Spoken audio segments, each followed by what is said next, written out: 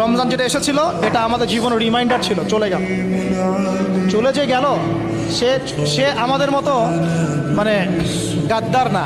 এখনকার মানুষরা ছেড়ে চলে গেলে সব নিয়ে চলে যায়। রমাজান চলে গেলে সব দিয়ে চলে যায়। কথা বুঝতে পারছেন? এখনকার মানুষরা যখন ছেড়ে চলে যায় কেউ কাউকে, তখন সব নিয়েই চলে যায়। এই যে আপনার গার্লফ্রেন্ড ছেড়ে চলে গেছে, সব নিয়ে চলে গেছে না?